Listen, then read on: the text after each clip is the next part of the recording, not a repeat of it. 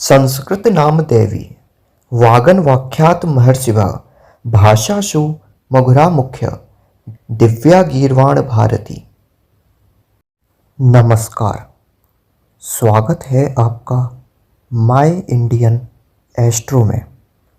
आज हम देववाणी यानी संस्कृत भाषा का महात्म्य बताने जा रहे हैं।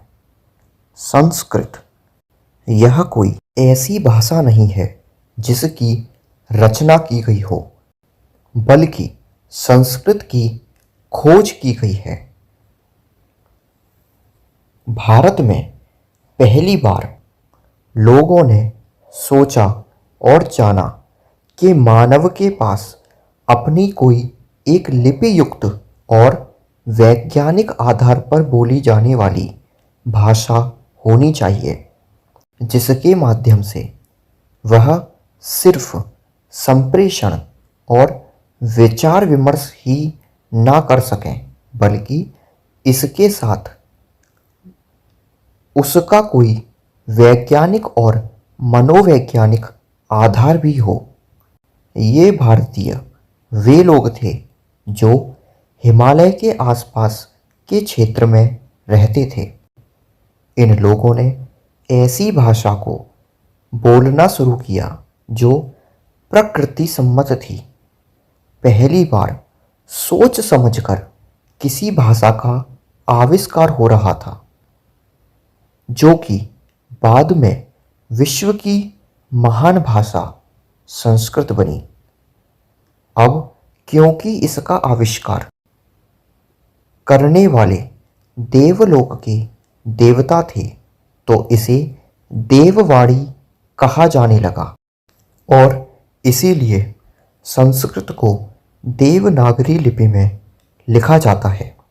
हम सब जानते हैं कि हमारे ऋषि मुनि और देवता हिमालय के उत्तर में रहते थे। दुनिया की अन्य सभी भाषाओं का विकास मानव, पशु, पक्षियों द्वारा शुरुआत में बोले गए ध्वनि संकेतों के आधार पर हुआ था। अर्थात लोगों ने भाषाओं का विकास किया था और उसे अपने देश और धर्म की भाषा बनाया। लेकिन संस्कृत किसी देश या धर्म की भाषा नहीं है, अपौरुष भाषा है, क्योंकि इसकी उत्पत्ति और विकास ब्रह्मांड की ध्वनियों को जानकर हुआ है और यह आम लोगों द्वारा बोली गई ध्वनियाँ नहीं हैं, बल्कि वैज्ञानिक शोधों के बाद ही इन ध्वनियों को भाषा में शामिल किया गया है। हम ये तो आज जानते ही हैं कि धरती और ब्रह्मांड में गति सर्वत्र है। गति होगी तो ध्वनि निकलेगी, ध्वनि होगी तो शब्द निकलेगा। अब हमारे देवों और ऋषियों ने उक्त ध्वनियों और शब्दों को पकड़कर उसे लिपि में बांधा और उसके महत्व और प्रभाव को समझा। सौर परिवार के प्रमुख सूर्य के एक ओर से 9 रश्मियां निकलती हैं और ये चारों ओर से अलग अलग निकलती हैं। इस प्रकार से 9 गुणा 4 कुल 36 रश्मियां हो गईं। इन 36 रश्मियों के ध्वनियों पर संस्कृत के 36 स्वर बने हैं। अब इसी तरह सूर्य की जब 9 रश्मियां पृथ्वी पर आती हैं, तो सूर्य की 9 रश्मियों और पृथ्वी के 8 वसुओं के आपस में टकराने से 9 गुणा 8 यानी 72 प्रकार की ध्वनियाँ उत्पन्न होती हैं। वे संस्कृत के 72 व्यंजन बन गए। इस प्रकार ब्रह्मांड में निकलने वाली 36 स्वर एवं 72 व्यंजन कुल 108 ध्वनियों पर संस्कृत की वर्णमाला आधारित है। ब्रह्मांड की ध्वनियों के रहस्य के बारे में वेदों से ही जानकारी मिलती है। इन ध्वनियों को अंतरिक्ष वैज्ञानिकों के संगठन नासा और इसरो ने भी अब जाकर माना है, लेकिन आज भी कई प्रयासों के बाद इस स्तर की भाषा पर खोज कोई नहीं कर पाया है। वेदों में इस स्तर तक की खोज लिखी गई है कि आने वाली कई सदियों में भी वैज्ञानिक उसे खुद से नहीं खोज पाएंगे। जिनके पास ये वेद हैं वो अगर चाहें तो इनका सही उपयोग करके सारे संसार को एक नया मार्ग दिखा सकते हैं। आज हमें न सिर्फ खुद यह समझना है बल्कि समस्त संसार तक यह बात पहुंचानी है कि संस्कृत भाषा संसार की समस्त परिष्कृत भाषाओं में प्राचीनतम एवं वैज्ञानिक है। निश्चय ही यह संसार भर की समस्त भाषाओं में वैदिक तथा अन्य महान साहित्य के कारण श्रेष्ठ है।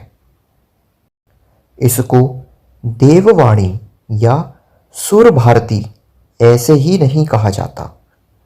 हिंदू धर्म के सभी शास्त्र इसी भाषा में निबद्ध हैं और इन सभी महान ग्रंथों का उद्भव स्वयं ऋषियों एवं देवताओं ने किया है। अतः उनसे संबंध होने के कारण यह भाषा देववाणी कहलाती है। देवताओं का आवाहन करने के लिए मंत्र आदि का निर्माण भी इसी भाषा में किया गया एवं उन मंत्रों में अपार शक्ति है। देवता भी इसी भाषा को समझते एवं बोलते भी हैं।